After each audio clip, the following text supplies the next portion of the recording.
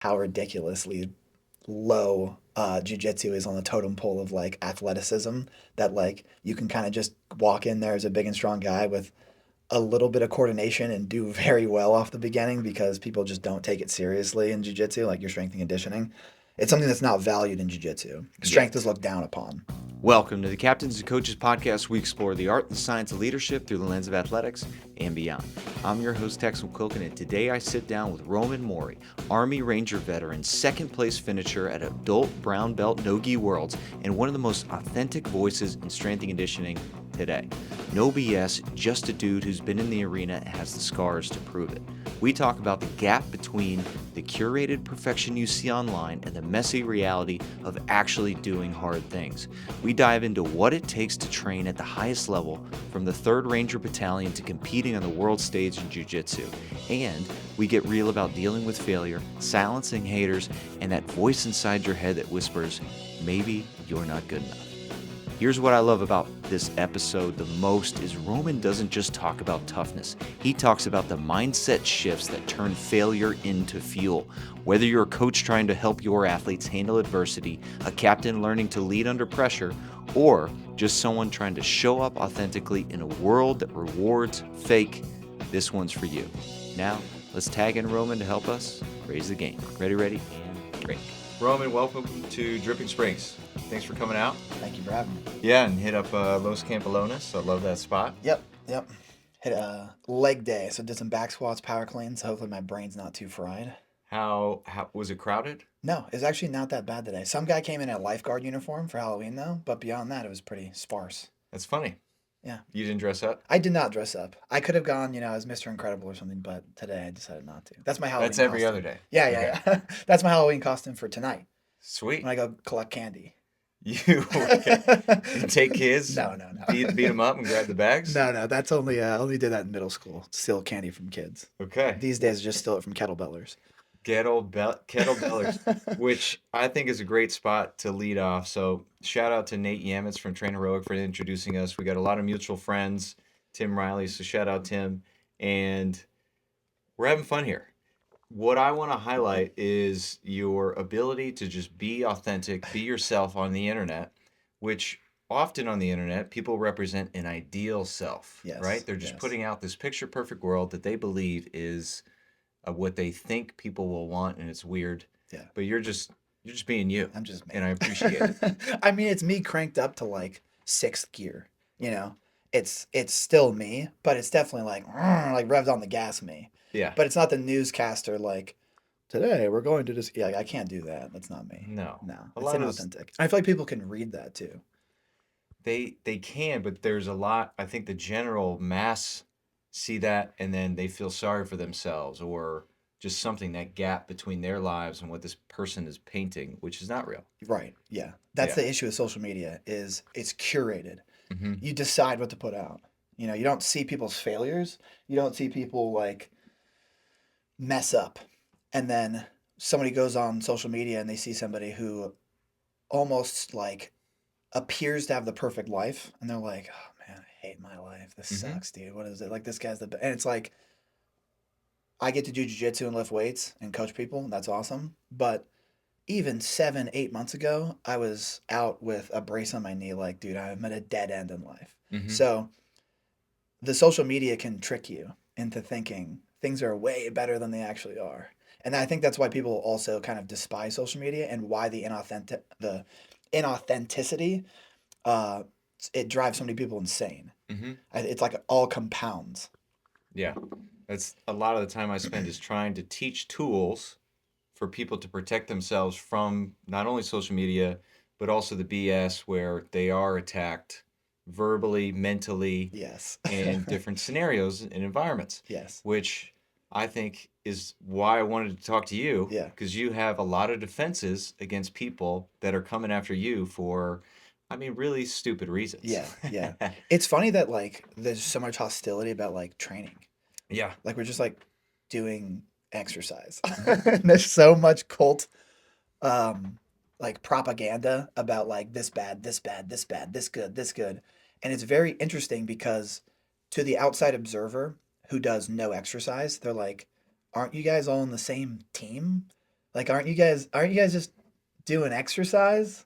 But within the cult, or not even within the cult, within the training space, Mm-hmm. there's these tribes and cults. And one thing that I've found is I've never really fallen in line with any of the cults. Not that I'm like so superior, but it's just like they just haven't really resonated with me. Like I'm not part of the like functional fitness cult. I'm not part of the like, just use a barbell cult. Like you don't need to use machines. I'm not in the bodybuilding cult. I'm not like I just what I try to do is I take the best stuff. It's Mm-hmm. kind of weird. Like my name is Roman, but that's like what the Roman Empire would do. They just stole all the best shit from everybody. They weren't exactly like the best inventors. They would just like conquer a place and be like, that's good. We're going to steal that from you. Mm-hmm. And like, that's what I try to do with my training is, all right, I think back squats are great. I think deadlifts are great. But like, do you really need to jackhammer your spine every single session? Maybe we could throw some machines in. And then it's like, I look at the other side of things like, plyometrics are great. Jumping's great. But should that be our entire identity and entire, like, make up the entirety of our session? Probably not. So I just steal shit. Yeah, Yeah. I love it. Yeah. And I used to say that there are no bad movements, like no bad guys, but there's bad movement.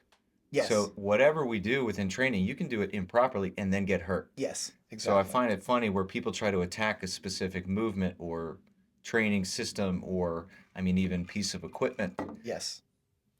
Yeah, It's everybody can get hurt doing it. and what's interesting too is like the only way to really inoculate yourself from injury, like this is kind of why I hate the bulletproofing principle. I like the idea, right? Like make yourself resilient to injury, but you can't bulletproof yourself. Like that's not going to happen. Injuries are accidents. They happen. Like you're playing football and somebody crashes into the side of your knee. Like no amount of back squatting or kettlebells or even functional patterns is not going to solve that. Like Mm, a 275-pound man just crashed into your LCL. Can yeah, only take so much stress. But the only way to, and this is where I just despise this on social media, the only way to really inoculate yourself from injury is don't do anything. yeah, Just train. Like just do like some like flow movements in your backyard. Don't play basketball, don't play football, don't do jujitsu, don't box, don't do anything outside of this thing that you pretend inoculates you from injury. yeah. And that's how you really insulate yourself from injury is just don't do anything.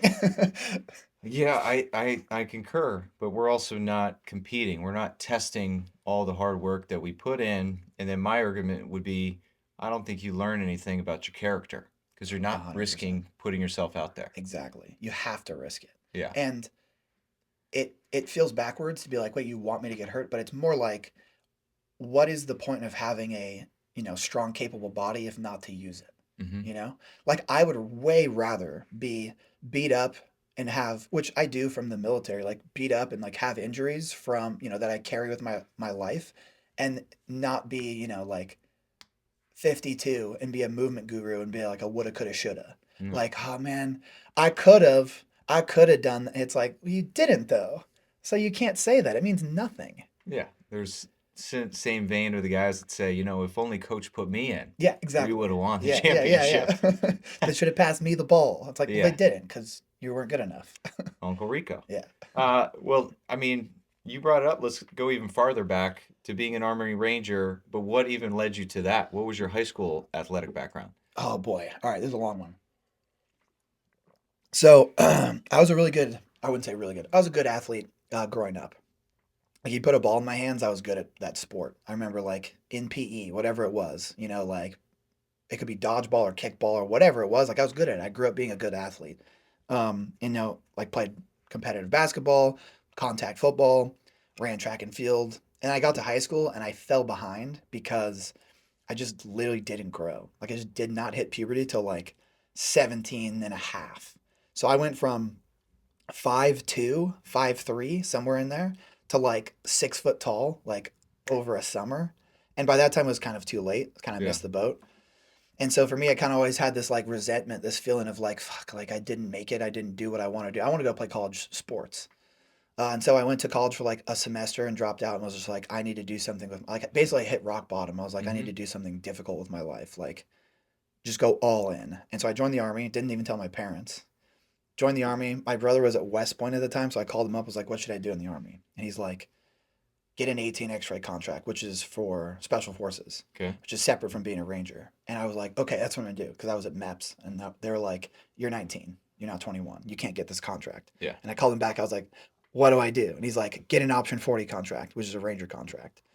So I did that, got in the army, and I was in a place physically too where like I couldn't do a pull up coming out of high school. Like I was like well behind physically.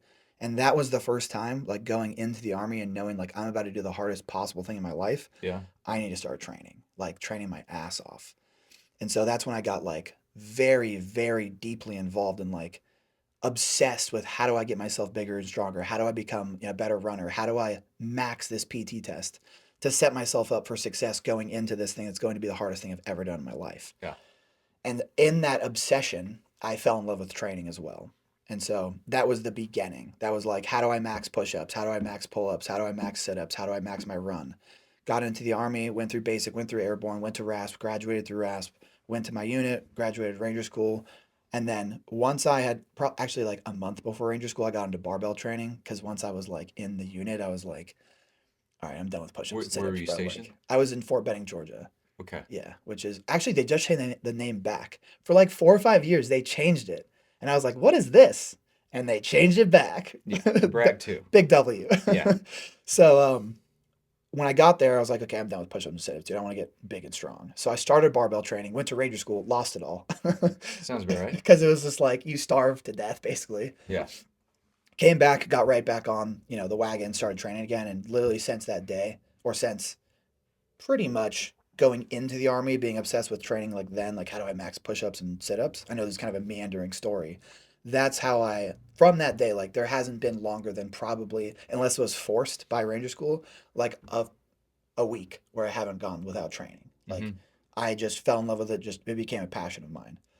And then I was very blessed and grateful to have at the 3rd Ranger Battalion, we had just like dedicated professional strength coaches Yeah. who were there every morning for like our squad PT. You'd be doing a back squat or something, and they'd be like, your brace sucks, stop doing this. Like, and we had coaching that was high level that was, I was able to put theory to practice. Did they write the program, or did you come in and do what you wanted to They do? would do both. So if Okay. you wanted to follow their specific programming, they would write it. You could follow like your squad programming, which honestly wasn't very good because just your squad leader making shit up. Yep. But so what I would do is, and this is back when I was made out of rubber. I'm 20, 21 years old. I would do squad PT in the morning, which is, just like kind of Fitness. mediocre Yeah. strength and conditioning with like conditioning, like pushing sleds. And then I would come back after work at like 9 p.m. at night and just do like starting strength. Yeah. So I was training twice a Ooh. day, just beating the crap out of my body. But like I was a beginner intermediate, so I would just ate training for breakfast. Yeah. It's so funny now. Everybody's so, and this is a tangent, but everyone's so obsessed. And like I love this stuff too, but they're so obsessed with like how do I recover? How do I balance? And I'm like, can I swear on this? Uh, We'll bleep it out. F words are out. Okay, F words are out. I'll be like, MFer. I used to get up at 4:30 in the morning, 5:30 in the morning on 4 hours of sleep, do squad PT, go to work all day, do like react to contact drills, like carrying a rucksack, crawling through the grass, get off of work, and then train. Like, I Yeah. don't want to hear it. No. I don't want to hear it. I don't care. So, like, I'll give you tools to, like, mitigate fatigue and, like, balance stuff. But, dude, I don't want to hear it. Like, at the end of the day, you just have to work your butt off. Yeah. And so back on topic, that's where I got a lot of my early introduction to like, the mechanics and the technique of lifting and like the Uh-huh. tutelage of like real strength and conditioning coaches. Yeah. And then obviously I would go beyond that because I was obsessed with it. I would watch YouTube videos like back in the golden era of YouTube, like the mid 2010s, where it was like Mark Bell and like Ed Cohen and like that era of YouTube where like actual information was on the internet Yeah. and not just like short form rage bait. Yeah, Mountain Dog. There's some good Yes, ones. yes, exactly. And I would just, I would be obsessed with it. I would watch hours and hours of that stuff. Yeah. And to make my military career a little summary, I deployed 3 times, went to Syria once, Afghanistan once, then back to Syria for my third one. And on my third deployment, I was watching podcasts, and that's when I discovered jujitsu. Like I was just listening to a Joe Rogan podcast. He Okay. had my actual current coach on right now, John Danaher, on the podcast, and he was talking about jujitsu in this very like hyper technical way, and I was like, oh, this is very interesting, and I was like, when I get back, I'm training jujitsu, dude. Hmm. It's like I was kind of on my way out of the military, got back from the deployment, started training jujitsu, and since that day, I haven't stopped. And that was 6 years ago. Did you just find somewhere that was closest to you and Yeah, start? it was on. So I was still at Fort Benning. I still had about 4 or 5 months left in the army. I just got home, went to the closest jujitsu gym, tiny little hole in the wall gym, threw on a gi and started doing jujitsu. Hmm. And then we were also lucky enough that we had an on base program Okay. of a couple of dudes that were like, you know, brown belts or so. They were good, and that's where we do no-gi. So we do no-gi like once or twice a week there, and then I would train at the traditional school like a couple times a week. And Yeah. I just that was my new passion. I just completely fell in love with that, Hmm. and that's what also kind of started my early onset of realizing like I can't train in the gym the same way anymore. And I don't mean I have to do some functional stuff. I mean the load management now, that picture has changed dramatically. I can't just throw weight around in the gym and train 6, 7 times a week in jujitsu and expect to make any progress. No. So that's where like I really had to not just grind my head into the wall cheese grater style for training and had to figure out how do I do this smart. Yeah. So that's kind of how that started. Time out. Coach, have you ever felt like your athlete shut down, tune out, or just too cool for coaching? You want them to listen. You shake them. You know this attitude and approach that they're taking with their training or their practice in front of you is not going to lead to success on the field or off the field later in life, and you have to change it. Athletes today are operating on a different internal system, and we need to course correct on how our approach is going to land with them. And that's why I wrote the new course, Why They Won't Listen, Coaching Today's Athletes. If you want to learn more, head to listen.captainsandcoaches.com for this online course. If you want the first lesson free, see how I break down and combine whiteboard lecture and practical demos, movement-based lessons, so that you can bring them to your practice and your training environments. Again, head to listen.captainsandcoaches.com to learn more and get that free lesson. And now, back to the show. Ready, and break. And that's like strength and conditioning for a sport versus strength and conditioning for yourself. Just like get big and strong is that's very similar, but the load management and the idea of like actually training around something that you're trying to do is very um, different in the mindset of how you approach it. You have to be really smart about it. Yeah. I really think if like you are dedicated and you have good nutrition and sleep and you're not doing a very intense sport, maybe you just, walk or play pickleball, you can go ham in the gym. Yeah. Like the low volume cult of like science-based lifting of like, fatigue demon. That I don't really think that matters unless you're doing something that's also physically really challenging. Mm-hmm. Like I really think you can just go ham in the gym if that's all you're doing. Yeah. Because that's all you have to recover from is just that. And so, like I said, when I started doing jujitsu, I was like, oh, can't get away with that anymore. Yeah. All right. So if you, I know that was a ton of stuff. I just No, rambled. we're good. Two tracks I want to take. I want to stick with strength and conditioning while we're there. So load management, and in the Army you had dedicated strength and conditioning professionals. So you went from working out to now training. Yep. And within training for jujitsu, what was that inspiration? Did you try to continue to go as hard as you did with your S&C coaches and then blow up, fail? Was it an injury? Was it just central nervous system? What was the moment Yeah. where you needed to load manage? I just stopped progressing like almost immediately. Within a few months, everything just stagnated completely. Like skill wise or weight room? Weights. I was still in like very early stages of jujitsu, so every day there was a 1% plus improvement in skill work because it was just brand new and you're just a sponge at that point. And I was lucky to be big and athletic and strong. I was 6'3", 220 pounds when I started jujitsu. So like, which is another topic that we can talk about is how ridiculously low jujitsu is on the totem pole of like athleticism, that like you can kind of just walk in there as a big and strong guy with a little bit of coordination and do very well off the beginning because people just don't take it seriously in jiu-jitsu, like your strength and conditioning. It's something that's not valued in jiu-jitsu. Strength is looked down upon. That's a whole nother rabbit hole we can go into. But yeah, so like I just started stagnating in the gym, and it was like, why is this happening? And I realized your body can only give adaptation to one thing maximally. Mm-hmm. And so if I'm still trying to do like 5x5 back squat with a buttload of accessories and then whatever I wanted to do, like I couldn't do that anymore. So I really had to deep dive on like, okay, how do I get enough stimulus? And this is my whole thing now. How do I get the highest return on investment for the lowest fatigue without sounding like a science-based fatigue demon fearmongerer? Mm-hmm. Basically, like, what is the highest ROI with the smallest amount of input?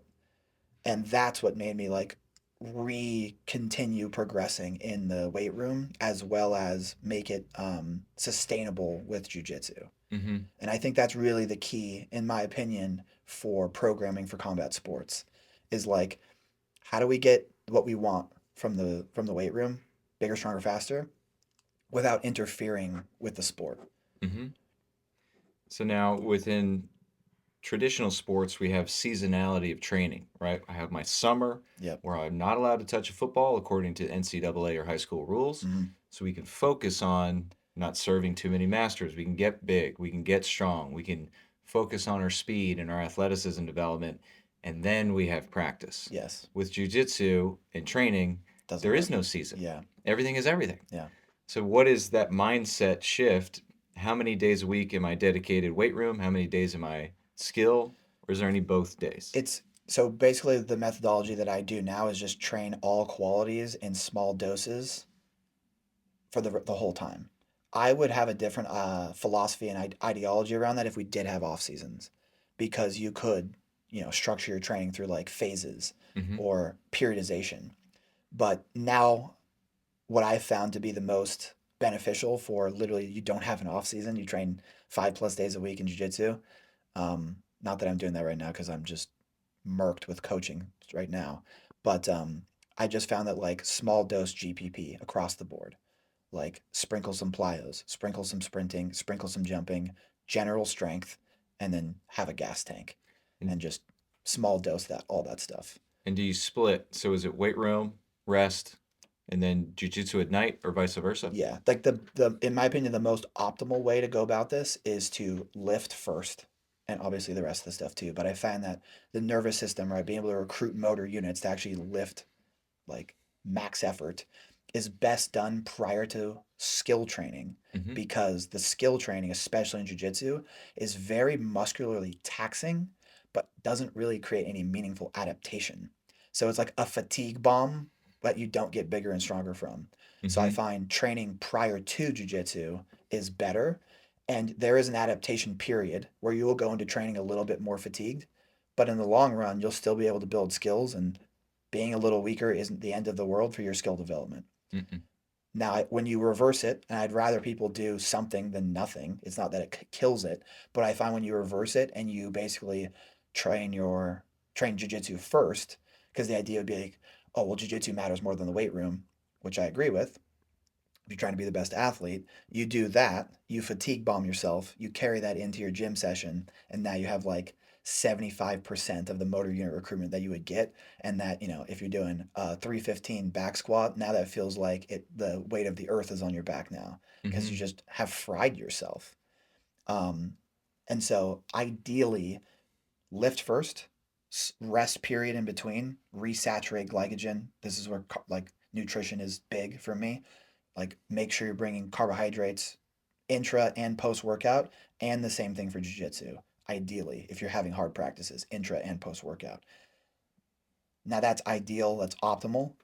I don't think that's going to work for everybody, especially who, the typical hobbyist in jiu-jitsu trains jiu-jitsu at like 5:30 p.m. So if you have to get off at work and go do Yeah. jiu-jitsu, like it's not going to happen probably unless you get up in the morning and do that. So there's obviously like some tweaks that you could make for the average person. But if like you're a professional, I would recommend that you lift before. And Mm-hmm. then number of days like you were talking about, I think the sweet spot is 3 and 4. That gives you enough, because like here's the problem with two. I think two's okay. But the problem with two is you do have a lot of stuff to get done for like total human performance. And two really long sessions, in my opinion, is worse than just adding an extra day of going to the gym and giving yourself a little bit more of spreading that thinner.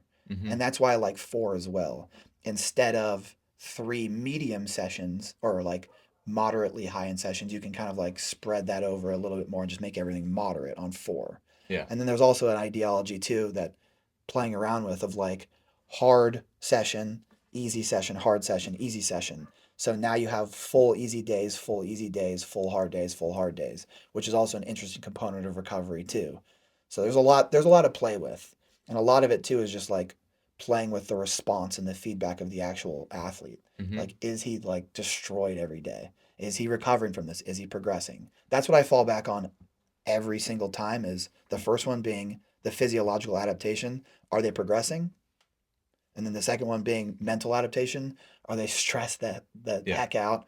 Are they just getting beat up by training and they feel tired all the time? That's the issue too.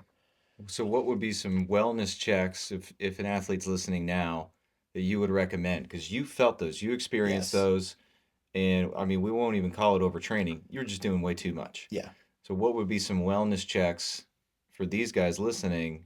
Okay, my training needs to change. Yeah. I would say, like I just said, physical and mental. Are you progressing? Is the adaptation of progressive overload being displayed in your training? Because what people also forget is progressive overload is not something you do. Adding 5 pounds to the bar doesn't build muscle. It's the training session before that you get progressive overload from, that in the next session you're able to display putting extra weight on the bar. Mm-hmm.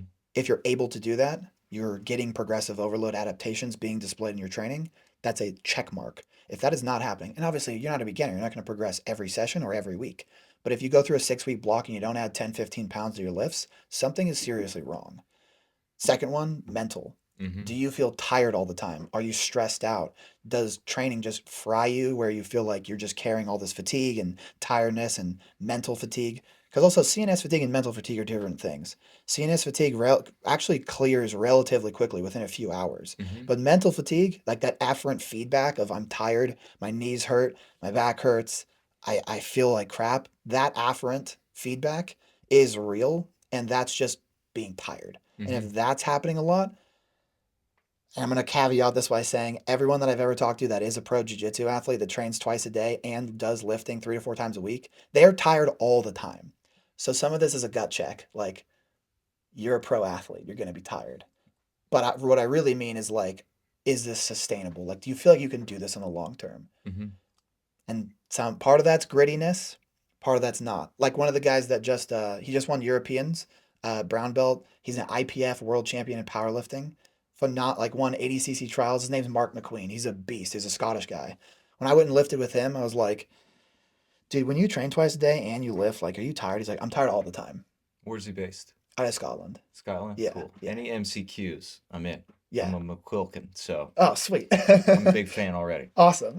Um, so sticking with pros while we're there, now what would your guidance in the picture perfect training camp, combining skill work and strength and conditioning, or maybe more so conditioning, Yeah, because you've had success as well yeah. on the mat at the highest level of competition. So I do want to highlight that. We're Thank not you. just talking Yeah, theory. yeah, yeah. What was Put it the into practice. what was the second place finish? I did adult brown belt no-gi worlds. So it's obviously it's one step below like the top 10, 15 guys in the entire world. So it's, one step below that.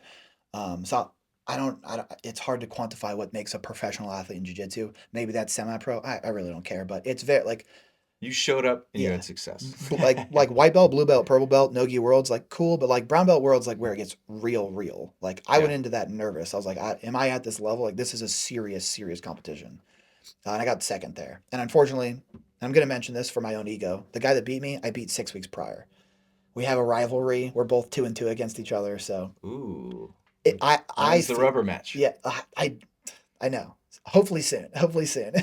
We want to. I talked to him about it too. We're like, dude, we need to get paid for the next one, man.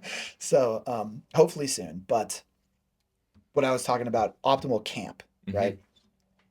I think it depends on the individual because you take a guy like Mark McQueen, who is an IPF world champion powerlifter. Does he need to do general strength training for a majority of his training or just maintain his level of like elite strength? Is him going from a, you know, 200 kilo bench press to a 205 kilo bench press going to create anything for him? No. But if he gets a sweet gas tank and he gets faster and more explosive, that's definitely going to, make some serious adaptations. So I think you have to actually assess like, where are you lacking? If and this I would say if you're watching this and you're just a regular jiu-jitsu athlete, it's and I don't want to offend you, but it's highly likely that you are weak. Because my experience training at multiple gyms across the United States, competing in jiu-jitsu competitions is jiu-jitsu guys they don't take strength and conditioning very seriously. And on top of that, when they go into the gym, oh, excuse me, when they go into the gym, they don't strength train. They do like the goofy stuff. They major in the minors. They do like what we can only imagine as like functional fitness, the things that don't really create those meaningful, robust adaptations. Like Mm-hmm. I added 50 kilos to my back squat in 6 months. Like that is a meaningful thing that's going to like, I hate the word translate, but that being stronger is going to translate. Mm-hmm. And they'll do like a kettlebell flow because they're like, this replicates positions in jujitsu. And it's like, dude, you're weak. So if you're just like a jujitsu guy watching this, and this was the uh, literally the foundation of my channel in the beginning. Lift weights and get strong. Get a gas tank. That is 85 to 90% of the battle, in my opinion. The rest of it is the sprinkles. It's the seasoning on the meat and potatoes. But there's a reason why the last 100 years we've called it strength and conditioning. Mm-hmm. Because you got to get strong and you got to get conditioned. That's the battle. Yeah. Now, it's important to also get faster, to be more explosive, but especially in jujitsu, this is a separate topic, right? Assessing the actual demands of the sport. We don't need to be very explosive. Like you might take one wrestling shot the entire time you're grappling. You might, I don't know, move fast for 5 to 10 seconds. But isometric strength Mm-hmm. and being able to actually successfully hit your techniques against resistance strength will help. And then that 8 to 10 minute match that you're having is going to take a gas tank. Yeah. So I would say, for the most part, if you're watching this, I would focus on strength and conditioning. Nice. Yeah. All right. And then like transitioning over to Danaher and training, because a lot of the podcast we spend in that relationship between athlete and coach. Mm-hmm. And when you first got into jiu-jitsu, you had instructors, you had professors. You can correct me when I'm wrong at any time. I'm not in the jiu-jitsu community. So you had instructors, but then when did you start to notice that there's levels to this game of instruction? Oh, yeah. I knew that early on. So I very early on, like, I was watching instructional content, like video instructional content from like Gordon Ryan, who is John's best student, probably the best no-gi grappler of all time. They would make, videos. They would sell those videos and that like just technique videos. Mm-hmm. And very early on, I realized like, oh man, there's levels to grappling. And it's different than another sport in the way that you can be a technical expert in football, but if the 6'5", 275-pound freak is cutting the corner on the defensive line, dude, it doesn't matter how good you are moving, like your foot in the right spot. It doesn't matter. In jiu-jitsu, it matters, but a lot less actually. Mm-hmm. It's one of the few sports that knowledge has a massive impact. It's important to know like the plays for basketball and have court IQ, be able to read things in real time. But being a student of the game in any sport is important. But like actually knowing the correct movements in jujitsu and being an expert at them moves the needle far more than many traditional sports because the demand on the athletic side of things is lower. Mm-hmm. You don't need to be a combine maxing athlete to be really good at jujitsu. And the return on investment for technique and skill is, in my opinion, really, really high. It's one of the few sports that smaller guys at like the highest level, ADCC, which is like the Olympics of our sport, we've had like 77 kilo athletes, which is like 175 pounds, beat by submission, you know, 250-pound guys. there was a famous run. This guy named Lachlan Giles out of Australia. He beat, I believe, three 99 kilo, so 220-pound plus athletes on his run to like a bronze medal in the open division. So when I realized how important knowledge is, and I realized like there's levels to knowledge, is when I knew like if I want to do jiu-jitsu seriously, which brewed more the longer I was in jiu-jitsu. Like the first year I was doing it for fun. I wanted to Right. get good at it because I'm a competitive person.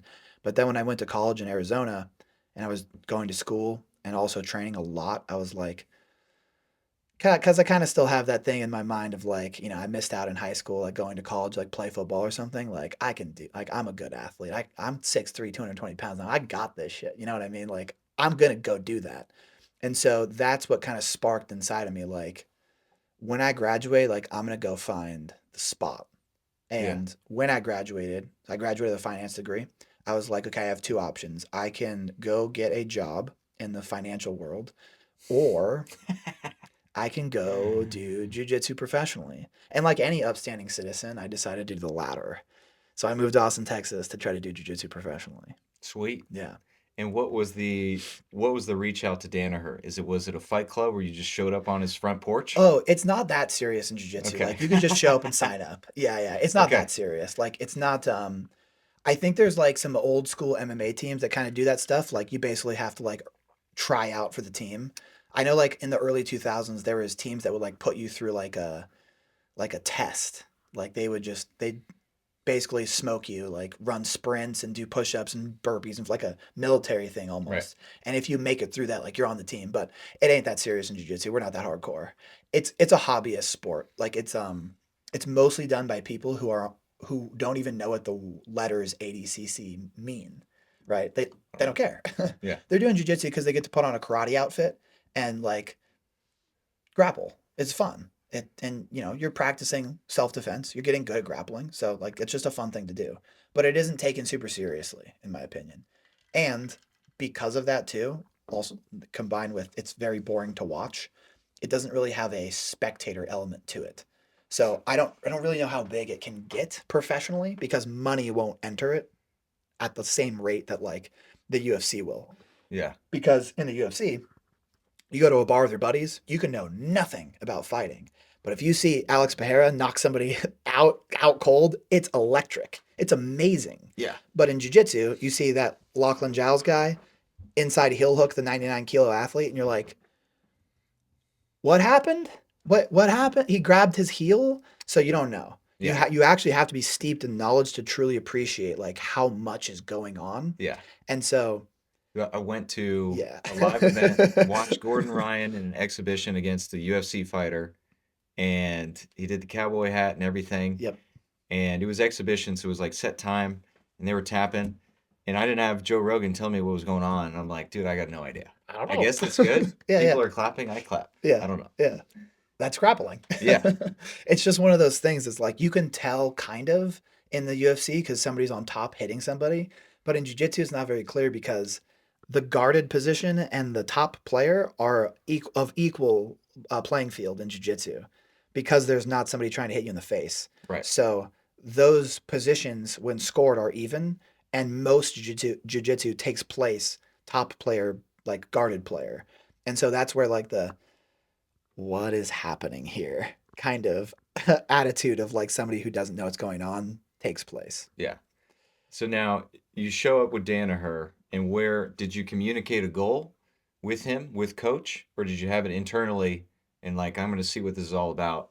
And then when did you express that goal to him? Yeah, I mean, it's not like I went out of my way to go talk to him. Like I just kind of showed up and started training. And then he noticed I was training a lot. And it's not like we have some like mentor student relationship. Like he's my coach and he knows who I am, but it's not like I'm like one of his top students. I've done well in jiu-jitsu, but it kind of goes to show how good his students really are, Right. right? Yeah. Like his like core group of like really high performers, like I'm not a part of that. Like I'm man enough and don't have an ego enough to say like I'm not Gordon, I'm not Marigali, I'm not those guys. Like I'm not in that bracket yet, Okay. you know? Yeah. But when I was training, multiple times, not two times a day, maybe 5, 6 times a week, he noticed I was coming a lot and he brought me over and he asked me like, what are your goals in jiu-jitsu? What are you looking to get out of this? And I told him like I want to be a professional athlete in the sport and everything. So training there for 9, 10 months, something like that. I moved in January. It's about 12 months. Kind of culminated. I won a bunch of stuff. Local competition, regional competition. Moved up the kind of the ladder per se.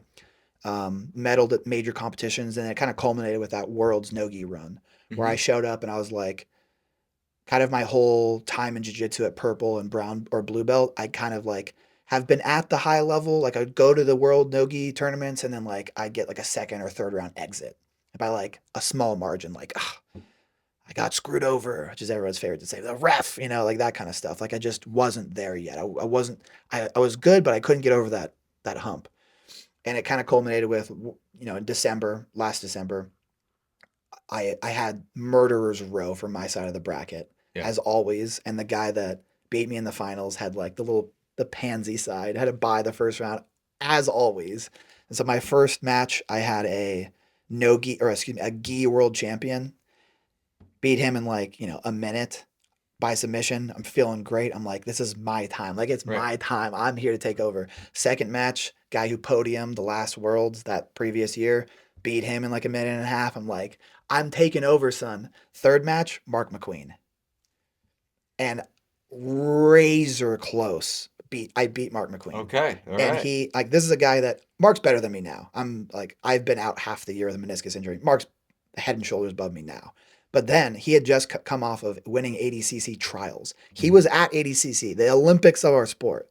And I go into this semifinal match like, this is my hardest match of the day. Not the guy on the other side of the bracket. This is No, like, it's I'm like like, USA Russia yeah, in the hockey. Yeah. yes, yeah. And I'm like, this is where I will see if everything I've been working on this year, like moving to Austin, Texas, like, am I there? And I remember when I was going against Mark, I was like, oh my God, I've never felt somebody so strong. And I just had this moment where I was thinking, like, I have to go right now. I have to go. I have to shoot my shot, or he's going to crush me and flatten me out. Mm-hmm. And I sent it. I hit a move, like got to his back, picked him up. Matt returned him, took his back, scored my points, and I won the match. Razor close match Did though. it go the full With the time? full distance, he ended up escaping that position, passing my guard. I stood up, we wrestled. It was very close. I barely beat him, and it physically destroyed me. Like, it was the hardest match I've ever had in my life. I was having like diaphragm, like cramping, and so I'm going into my finals match against the guy I beat like 6 weeks prior, and I'm like, I'm screwed right now, but like I beat this guy, Yeah. and I went out there on the mat, went out on my shield. I lost. Damn. Just, it is what it is. You know what I mean? I went out there, I did my best, and I lost. Wasn't good enough that day. So, but what that did was it really solidified in my mind, like, I am at this level. I can do this. But unfortunately, the entire year I had been keeping it quiet. My knee was locking like every couple of days in training. Like, it would literally just physically lock, and I'd have to brutally pop it back into place. Yeah, we were talking about that at dinner. Yeah. Yeah. And so 3 days after I competed at Worlds, I went into surgery because they had no idea what it was. And they opened it up and they realized it was a meniscus tear. They closed me back up, woke me up, and they're like, you have a meniscus tear. We can repair it. Or the only thing we're going to do is repair it. And I'm like, no, I want to take it out. I just got second at Worlds. I want to hit the ground running again. I'm like, this is my year. Figuratively. Yeah, yeah, yeah. And they were like, we're not doing that. So I had a back and forth for like 6 weeks with my surgeon. And I'm like, take it out. And he's like, that's medical malpractice. I'm not doing that. Because it wasn't just like a bucket handle tear, it was tearing at the capsule. Okay. So they weren't just like shaving it down or trimming it, they were removing the entire thing. And I was ready to go. I was like, I don't care. I will be in pain at 50 regardless. I've jumped out of airplanes, fast roped out of helicopters, carried a rucksack through the mountains. Like, I'm screwed at 50. I don't care. Just take it out, dude. Yeah. And he didn't understand that. And so eventually I was like, okay, it's been 6 weeks and I need to like do something about this. So I just went through with the repair. And I was out. I was sitting out. I couldn't do anything. I had moved to Austin, Texas to be a professional athlete, and I can't do anything. I literally can't even do, like, I'm bedridden basically for the first couple days. And I'm like, that was the darkest part of the whole journey. Yeah. I have no job. I'm in Austin for jiu-jitsu and I can't even do that. And I'm like, what do I do? And so I started posting on social media. Now we're here. Yeah. Killing it. And it's been the craziest thing besides probably becoming a ranger, which I think when I was a little kid, I never thought I had like the stones to do that Yeah. until I went and did it. This is like second to that. It's like, damn, this is awesome. Yeah. There's obviously parts that suck. I mean, being a social media content creator is not the best thing in the world, and everybody, it's so much more glorious and shiny on the outside. Of course. Well, And that's that ideal. yeah, and behind the scenes, like it's a lot of work, and you deal with a lot of, especially me, a lot of hate, a lot of drama. I work literally from the moment I wake up to the moment I go to sleep. I have clients, I have the Train Heroic teams, Uh-huh. I have to make content. I still have to go lift. I go to jujitsu. I film that stuff. It's a lot, and I'm not complaining because I get paid to do what I love the most in the world, which is train and do jujitsu. But it's not that shiny. No. Yeah, there are, and I still coach high school lacrosse. There are high schoolers that they set themselves up. That's what they want to do. They Yeah, want to be a creator. yeah. I'm still pushing them to go get a They should. degree. They should. Yeah. Time out. Text here at Train Heroic headquarters, meeting with the team to talk about the coaching experience that I'm able to provide for my athletes. So if you're a coach and want to put your program out there on an app that athletes actually enjoy using, Train Heroics for you. I've been using it since 2014, delivering literally over tens of thousands of workouts to athletes, and the Train Heroic allows me to provide the unique coaching experience that I want to. Uploading video, providing coaching feedback, directions, and building a community. That's why I love Train Heroic. And if you want to take your athletes where they can't take themselves, that they want to go, head to trainheroic.com/captains and check out how you can deliver programming to them. And now back to the show. Ready, and rip. And I want to stick with performance while we're in it, Yeah. and just take us into the mindset of a competition when you're live. So the flow state, the presence. Does training prepare you for that focus at the highest peak, or is that something else that Yeah. you then had to realize, like, oh shit, I can't read and react like I did in football? Mhm.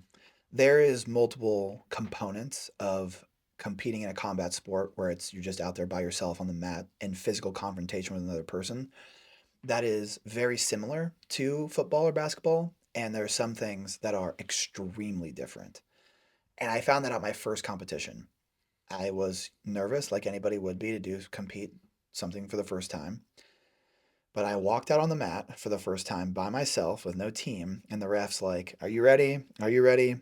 Go!" And there was just tunnel white noise, Right. "Ah," like just full blown adrenaline, like I'd never had in jujitsu, or excuse me, football or basketball, because you're in physical. It's not just I'm smashing into the guy in front of me in football. It's you are in physical confrontation with a person that's trying to hurt you. Mm-hmm. And that's a different feeling than traditional sports. Yeah. And so so many factors to go into kind of what you're talking about. I'll try to briefly go through some of them. Like the preamble to competing is the worst part because the week of, the day of, even month out, you kind of always have that like thing in your belly, the little butterflies that rock Am in I your stomach. prepared? Yeah, Yeah. am I prepared? I'm about to go. Like, what if I lose? What if? All that kind of stuff. Like, are you good enough? Are you confident enough? All those things. And then the day of, right, is, excuse me, the same thing, but maxed up. Like it's Yeah. very, very high level stress. Obviously, MMA is far more than that because you're actually going to go in there and fight for your life. Yeah. So jujitsu is like probably half or a quarter of that, but it's still a lot. And then what I find is my brain goes through the same process. I go through the what ifs, I go through the horrible stuff like, "Oh, I don't know about this, I'm nervous." And those are what I call my little B thoughts. And I just accept that I'm going to have those. I'm going to feel at Mm-hmm. some points like I don't want to be here and I don't want to do this. But I know because I've done it enough, and that's to answer your question, you have to compete to compete well. Mm-hmm. I know that I'm going to go through that. I know my brain's going to do the little bitch dots. You know what I mean? And I know that it will end. And when they are over, and I have a moment, then it's time to turn it on. And it's not amp myself up. It's focus. think about all the things that I'm going to go out there and do, and don't think so much about what that guy can do to me. Right. It's mine. It's my fight. I'm going to go out there and execute my game plan. I don't care about him. That's a human being standing across from me. If I cut off the blood to his brain, he will go unconscious like every other human being on planet Earth. He's a human being made out of flesh and blood. And so I go out there and think, it's my time, time to focus. I'm prepared for this. I've trained for this. It's just like any other day in the gym. That's how I think about going in. And then you're going to go out there and you're going to have the exact same thing happen to you. At least it happens Mm-hmm. to me. Where somewhere in the middle, right? You are of the in that state of I am competing, but there'll be points where you realize you catch your breath for a second. Maybe you're on your side or you've finished a move and you have that feeling of I don't know if I want to be here. Like I don't know if I want to do this. And you accept I have these thoughts, they'll pass, they're gone. Now it's time to refocus. Yeah. Like that does happen mid-match. That like I don't know if I want to be here anymore. And you can let that crush you. And I've seen it in people. I've seen them wilt and get crushed mentally. Yeah. Or you can decide that that's not going to be what's going to happen today. Because they're going to happen. Right. You just accept that they're going to happen and keep moving. And honestly, that's the same thing with everything I ever did in the military. Is like I'm about to jump out of an airplane. I'm nervous. There's nothing you can do to not be nervous. It's not about not being nervous. It's just about going and doing it anyway. Yeah. And when like if you want to make it like inspirational, if you really think about what being brave is not being afraid. That's being dumb. Mm-hmm. Being brave is doing things in the face of being nervous. Like you should be nervous to jump out of an airplane. Yeah. You should be nervous to go on a mission. When you step off of a helicopter, like you're going to be nervous. Just decide to do your job. That's why you're there. You've trained to do it. I like that. Yeah, that's great guidance and perspective. Like it's okay Yeah. to have that thought. Let's redirect and be assertive. Yeah. And go back to our game plan. Let's sit with those little B thoughts. And in my mind, this is where I view internet hatred. Yeah. It's their little B thoughts Yeah. that are trying to project It's exactly what it onto is. you. Yep. Now, was there a moment where you started to receive this negative hate where you listened? Or was it from the beginning, based off your life experience and all you've accomplished? I'm not going to worry about that. If I had just done jujitsu and lifted weights, right? I had just like lifted weights, gotten strong, and went and did jujitsu, and I'm like saying my opinions loud and proud on the internet, and people like try to attack me for them. I would probably feel a lot less like I had a suit of armor on to like, I don't care about this. But because, and I've done things that I'm extremely proud of that I've done in my life and accomplished at both a high level of physical achievement and like mental grit achievement. Mm-hmm. And it's probably a narcissistic mindset, but it's like, I am better than you. Like your opinion doesn't matter to me. Like when some like kettlebell dude living in his camper makes fun of me, I just giggle and laugh. I'm like, dude, we're not on the same level. Like, I don't look at you and think, you're my peer. Darn it. Poop. You made fun of me? I'm like, I'm a beast. And like I said, it's narcissistic. It is. But it's like, dude, I'm a stud. I don't care what you say. I know what I believe and I know who I am. Now, if somebody who I highly, highly respect and is accomplished in their field comes to me and they go, I think you're wrong, I'll sit down and listen to them. I'll hear them out because they might have something that I want from their mind or something that I respect about what they've done. And I go, I can listen to you. I can hear you out. There might be something that I can learn from you. It's not like I have Mm-hmm. this closed mind. It's just when I look at somebody who's like a little hater or somebody that sends me some mean DM, do I think, would I come to you for advice? Why would I take your opinion seriously? If I wouldn't ask you for it, why would you unsolicited giving it to me matter to me? Like, Mm-hmm. why would that matter to me? Do I get a comment or something that makes me mad? I'm like, oh, this is stupid. Of course. But do I get a comment and go, my self worth? Oh, that one really got to me. It's like, no, dude, you're an insect. You're an ankle biter. You know what I mean? Like, it's like when I see the guy who beat me at Worlds, like he's kind of my rival. When I see him lose a competition that I didn't go sign up for, I don't think, ha ha ha, you lost Right. because I didn't sign up. I didn't have the nuts to go sign up. I don't think, haha, you lost. That's a hater mentality. Right. That's a loser mentality. Now, if I go and sign up for the same competition and I beat him, different. But if I watch somebody stumble to try to achieve greatness, I watch somebody stumble or fall trying to do something great, I don't go, because that's a loser. Yeah. Yeah. Yeah. So now aiming to teach, and imagine you're in this mentor role with younger athletes, speaking to high schoolers Yeah. particularly, what would your guidance for them to not listen to little b one, the little b thoughts, Yep. and two, the little b beliefs that other people are trying to Yeah. put them down, right? Crabs in a bucket. Yep. And it sounds like from me now in the position that I'm in, like, oh, it's so easy for you to say that. There was so many times in my life where I've been in that position. Every success I've ever had in my life has come from a place of failure. Mm-hmm. When I went to college for a semester before I joined the army, I dropped out. I was a failure in life. And what did I do instead of feel sorry for myself, like decide like I guess I'm just a loser? I just went and tried to do something great instead. Yeah. I failed and then I did something great. So when you are in a position where you feel like people are saying that stuff to you, or you feel like their opinions matter, just realize, or you fail at something, you go and lose a competition, you go and lose your lacrosse game, you lose a football game, just realize that failure is only the end. It's only important if that's where it ends. Yeah. Failure is just a stopping point. It's not the end point. Failure is only the end point if you decide it is. The like the last time that you decide to get up, or the last time you decide not to get up, that's when you're down. You know what I mean? Yeah.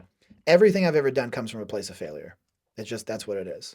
Everything great I've ever done, I should say, has come from a place of failure. Man, that's powerful, and aiming to give that perspective to them. And I want to highlight, I wouldn't call it narcissistic because you're still open to learning. Yeah. And I would frame that as you're acting as if, Yeah. and that's who you know yourself to be, and you're acting like that person. So if somebody is trying to be that crab dragging you down, Yeah. why am I Yeah. going to listen? Yeah. Just know who you know who you are. Believe. Uh-huh. It's like it's a corny thing to like believe in yourself, but what I'm saying is like be the person that you want to be. That's it. It's as simple as that. Like if you think that you are the like side character, the NPC character, the person who's like kind of part of the story, then that's going to be ingrained in your own mind. And I think it's like looked down upon to have these like egotistical thoughts, but if you believe it's like I'm going to be the main character of my story, why is that bad? You should think like that. Hmm. Because in a sport like jiu-jitsu or MMA, if you go in there not thinking that you are the greatest of all time, if you go in there not believing that you are great, you are really really talented. What is like how's that going to suit like how's that going to improve your performance? If Mm-mm. you go in there thinking believing those little thoughts in the back of your head like, "Oh, what if I'm not good enough?" It's going to directly translate into your performance. And the best way that I can make this as a simple thing of what I'm saying is if you're going to go do like a heavy squat or something and you think in your mind like I don't know if I can do this, I don't know, and you get under the bar and you're like I don't believe, or you're envisioning yourself failing, you're going to fail. One of the most powerful, and this is like the most low level competition, one of the most powerful things that ever happened to me in athletic performance is I was in 7th grade and I was doing high jump at like a local like high school, like track. And I have no idea what the bar was at, but it was higher than I had ever jumped. I had just done a personal best, Hmm. and they were like, "We're moving up. Who's moving up?" And I'm like, "I'm moving up." And I was nervous, and I was like, "There's no way I'm getting over that bar. I've never jumped higher than that. There's no way." And there was a parent, never talked to him before, sitting on the fence, like with his arms over the fence. And he goes, "Hey, come here." And I was like, "Who the heck is this guy?" And I walked over there and he gave me some of the greatest advice I've ever gotten. And he goes, "I want you to envision yourself going over the bar. Hmm. Now go do it." And I hit it. I did not believe that I was going to do it before that. I envisioned myself doing it and I did it. Yeah. And that is kind of corny. It's the like believe, achieve, that kind of stuff. It's the envision yourself, you got to visualize. But there's something to be said, and you have to believe in yourself before you can actually go and do that thing. Hmm. And I think there's a lot of power to that. Have you stuck with visualization practice after that? I think maybe not so much like visualization, but more thinking about the game plan. It's about what you're going to do. It's not about what can happen. Hmm. Think about the game plan. What are we go like what why are we here? What are we here to do? whether that be the military or jiu-jitsu. It's like the game plan is what matters. It's not the outcomes. It's not the what ifs. You should have contingencies. Like you should study your opponent and know what is he good at, what can he do. But that isn't the focus of your mind. You are there to dictate what's going on. Mm-hmm. You're in the driver's seat. Yeah, I Yeah. like that. Yeah. Yeah, I just learned about the NPC term. This Yeah. is new to me. It's a video game reference. Yeah. Yeah. And I was up in Jersey earlier this week teaching a clinic, and the host, he brought it up, and I'm like, you got to explain this to me. And then I went down a rabbit hole after our dinner conversation, and then I was sitting in the hotel eating breakfast on a Tuesday in nowhere, New Jersey, and there's all these people in suits like getting ready to go to work and presentation. They clearly traveled there, and I was like, am I an NPC? Are they NPCs? Am I real?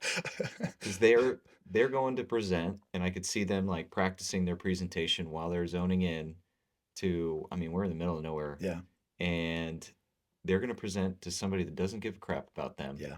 But then I'm like, am I an NPC? I'm just a coach moving all these people along. Am I a character in these people's story?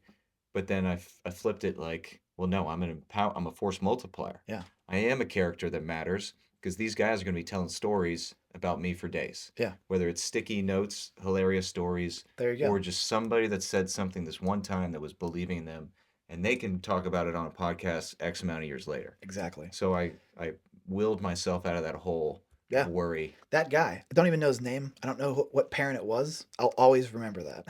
Yeah. Yeah. Sweet. Well, I want to wrap this up and do want to give you an opportunity to plug your training programs. For sure. For sure. So we got specific to jiu-jitsu and then passion of bodybuilding. Yes. Where can people go to follow and get lined up Yeah. for success? So my short form Instagram and TikTok are very easy. Roman Jiu-Jitsu. And then I have a YouTube, Roman Mori. That's just my full name. So those are the platforms you can find where I create my content. And then on all of those platforms as well, I have a link tree that you can join, my training programs, hit me up for one-on-one coaching. I do combat sports performance. They're called training teams. So you can get on there. I drop new programming every, mesocycle, probably around every 6 weeks. Mm-hmm. And then, yeah, if you want to talk to me about actually working with me one-on-one, same thing. I have a little application form on there too, and I'll get in contact with you. Sweet. Yeah. And Austin, Texas based. Austin, Texas based. Sweet. Yep. Well, I appreciate you making Thank you for having me. Drip. Yeah, it was fun. Fun conversations, a lot of notes. Thank you all for tuning in. That does it for another episode of Captains and Coaches Podcast. Team. Nice. Sweet, dude. Awesome. That was great. Yeah. Yeah, great flow. I knew you handled it naturally. I'm a ranter.